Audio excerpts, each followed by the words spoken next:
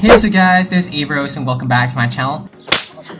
In this video, I'm going to be sharing with you guys on how to study for semester 3 law school. Now, for today on the 14th of February, I've just finished my final assessment for the sale of goods and hire purchase subject, which is my elective. And yeah, without further ado, let's just jump right into the video and I'll begin with the core subjects. And then I'll proceed with the elective and additional subjects, which are non-law subjects in general. So first and foremost, I'd like to share you guys with the first subject that I've been learning for this semester, that is equity and trust. So basically, equity and trust is, equity is a part of common law, which intends, or it is something complementary, furnishes the common law, because there are certain aspects and or elements within the common law that there's still some weaknesses and defects within that common law. So therefore, what equity does is that the Lord Chancellor tries to fix the defects and the weaknesses, the fragility of the common law by adding more remedies.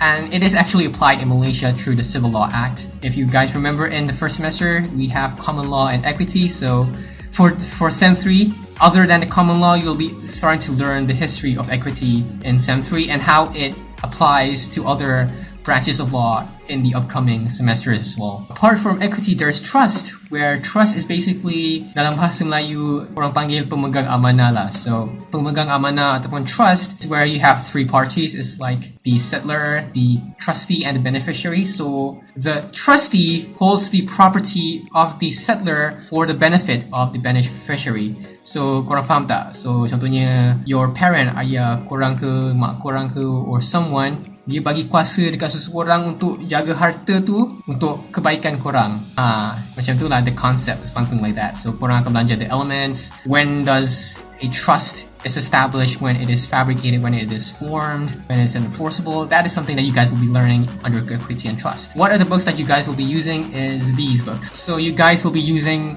the Specific Relief Act 1950, and you guys will be using this book, Equity and Trust. For the Specific Relief Act, it caters to the specific performance, injunction, and other reliefs that the common law doesn't have, which equity does. And you guys can refer to the book.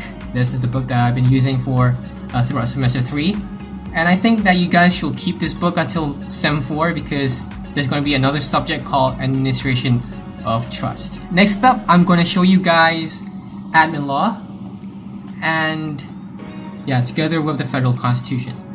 So basically what administrative law is, if you guys look into the case of Pengarah Tanah dan Galian, where Raja Azlan said in his famous quote is that there's some sort of power that cannot be exceeded, and that power must be limited, or not there will be ultra virus and abuse of power and discretion, something along those lines. So basically what it means that, and under admin law, you are given the power to create laws, you are given the power to decide and give discretion on certain matters, but if you transgress that rule of law and go overboard and exceed the limitations provided by Parliament and you do not conform to the intention of the statutes and acts passed in Parliament, you guys really needing the federal constitution until semester 3. I'm not sure if you guys will be using it for Sem 4 because I haven't entered Sem 4 yet, so who knows. So yeah, these are the two books that you'll be needing for admin law in semester 3. Now, we shall proceed with criminal law. That is, I've been using this book and I've also been using this book.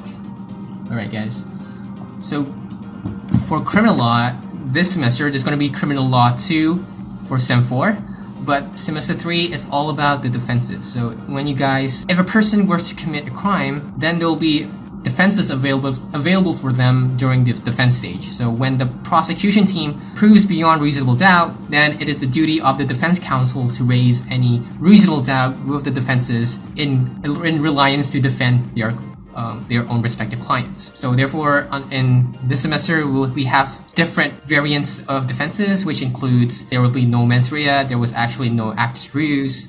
Apart from that, there's also defenses to falsification, mistake, unsound mind, intoxication, for incapacity because you're a child, a minor, accident, duress, necessity. There's also private defense, mental illness. There's so many defenses for Sem 1, but I'm not pretty sure about the contents of what we'll be learning for Criminal Law 2 in Semester 4, but that is something that we can expect, and personally, I can wait for Criminal Law next semester as well. Oh yeah, and at the same time, while you guys are studying Criminal Law, it is also important for you guys to have the Penal Code, because all the defenses are in the Penal Code under Part 4.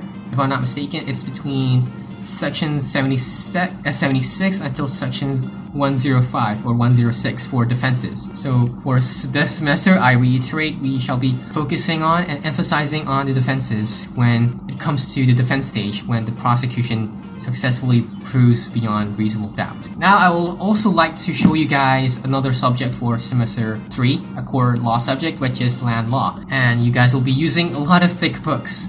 For example, this one. And you guys will also be using this book. Not a book, but it's a act, it's a statute.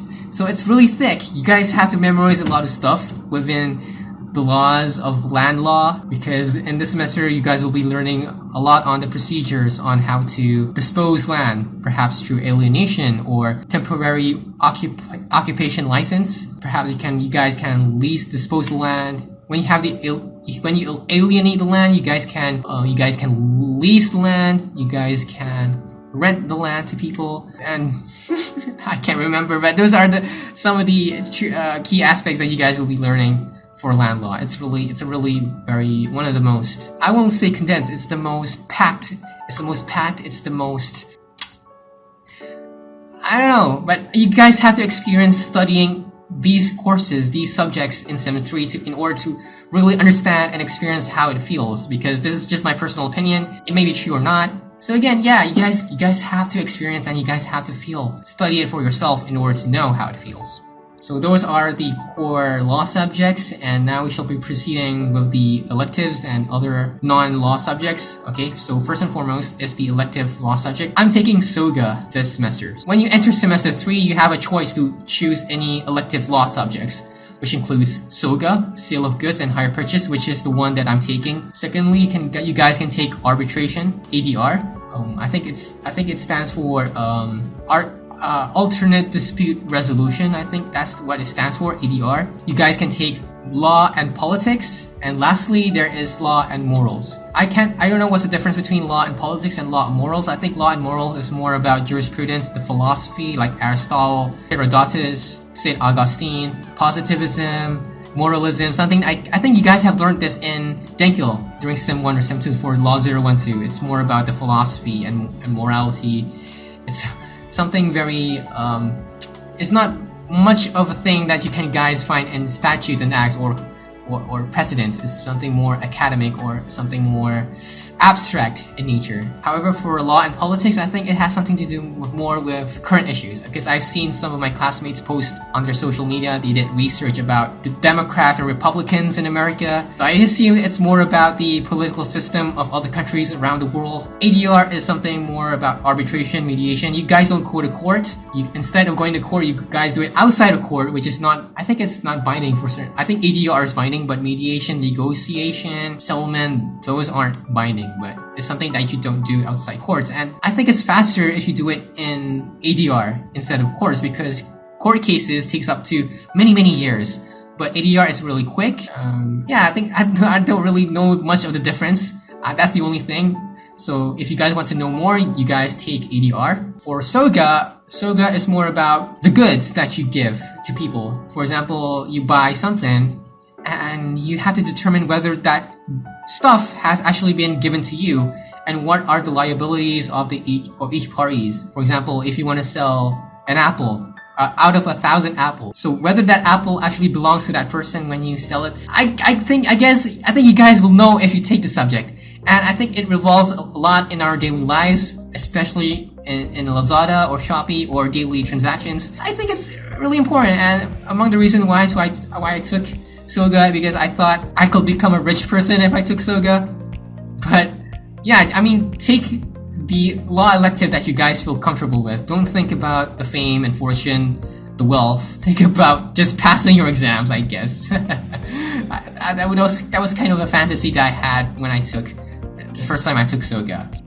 For Soga particularly, I didn't have any books, I didn't have any statutes. All I did was refer online because I didn't know that I was about to take Soga, so I didn't have the chance to buy any books. So you guys can just download it or just refer to the lecture slides if you guys want. For the semester, I took Arabic because it's mandatory and obligatory for you to take languages between Sem 1 until Sem 3. So you guys won't be having any you guys won't be studying languages anymore in semester 4. And I've been learning Arabic for 3 semesters, and to be honest, I've been learning Arabic since I was 11 years old. So I think it's easy for me to score. I didn't think about taking other languages because if I were to take other languages, it's going to affect my ZGPA and I'm not going to take the risk. But if you guys are up for the challenge, if you guys want something new and fresh, by all means, go ahead. If you will, I mean, it's something that you guys are interested and passionate about, so who cares about affecting your CGPA? If you work enough, then it won't worry your CGPA at all because you guys are really passionate and interested in that language. And the book that I've been using for semester 3 is this book. And yeah, so far I've been enjoying Arabic. I won't stop learning Arabic because I want to learn more Arabic in the future, because who knows, I might go to UAE, I go to Dubai, I go to Riyadh, those rich Arab Gulf countries with their tall skyscrapers and money. Who knows? I'm not trying to say that I'm a materialistic person, but think about the possibilities, think about the opportunities that you guys can have in the future if you were to learn an additional language, a third language. So that's something awesome and great. And apart from Arabic, you guys can take, I think, Mandarin, Japanese, German, French. I think those are the only languages. There's only 5 languages that you guys can choose and learn. It's up to you. It's up to you what language do you want to study since Sem 1. And lastly, the elective subject that I took is PBSM. I've taken PBSM, Bulan Sabit Merah, for 2 semesters. I have to take it for 3 semesters. I took PBSM. I think I've told this before in my first video, because I was influenced, I was manipulated by their gimmick in the first semester, because you guys have to come at this large asphalt field and there's like some sort of taklimat or announcement of what curricular activities that you guys want to take. So for Sem 1, it's mandatory until Sem 3. And to be honest, I didn't take Bulan Sabit Merah last semester because co-curricular activities were cancelled in Sem 2 last semester because of COVID-19. So I have to take it again next Sem. And then I won't be having any more Bulan Sabit Merah anymore. So for this semester, I've been learning a lot about international law, particularly the Geneva Conventions, the protocols. It's really interesting of how the Red Cross and Red Crescent Society was formed, John Henry Dunant, the person who established the Red Cross Society, and how they've contributed to world peace and harmony, the relief of the wounded, the laws that they have established during war, people in combat. That's really awesome, I think, and it's highly relatable to my course this semester. Because last semester for Bulan Sabit Merah, all we've learned about was patching people, applying medicine for the wounded, bruises, and learning human body parts like the heart and the liver and lungs, stuff like that. So this semester, I've got a chance to learn a lot about international law for Bulan Sabit Merah, and I think it's going to highly contribute, it's going to boost up and become really resourceful and helpful when I learn international law in semester 5. To conclude this video, I'd like to give a few more tips and tricks on when you guys answer for quiz, assessments, and your final assessment. So first things foremost is that read the questions carefully. That's number 1. Choose the correct teammates. The correct teammates, it depends on the circumstances and situation. So you guys really need to find someone that you're comfortable to work with, someone who is cooperative, someone who is responsive when it comes to teamwork and group assignments. That's all that matters, actually. Number 3, you guys, for quiz and assignments, you need to do a lot of tutorials, because when you guys do tutorials, those tutorial questions will come out in your quiz and final assessments. So that is an important aspect or thing that you guys have to jot down. Other than that, for quiz assignments and final assessment, they're going to give you a few days to complete it. You guys have to make sure that you have a correct, I won't say correct, you guys have to be smart, you guys have to be very strategic in allocating your time and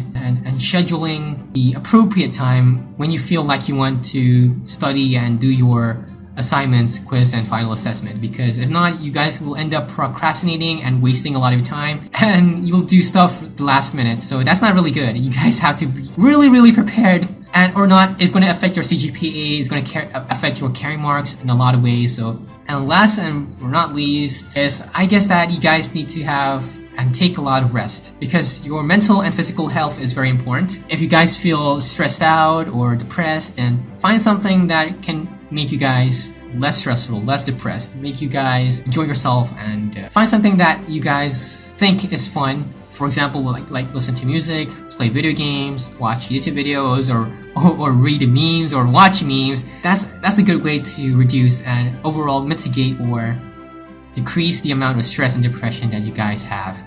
That is all for today in this video. I'm gonna make more videos about your future career when you graduate, and I'll also make a video about Sambung Belajar Law Part 2 and discuss on whether it's a right choice to pursue studying law. And with that, I thank you guys so much for watching this video, and I guess I'll be seeing you guys next time. Thank you very much. See you guys then.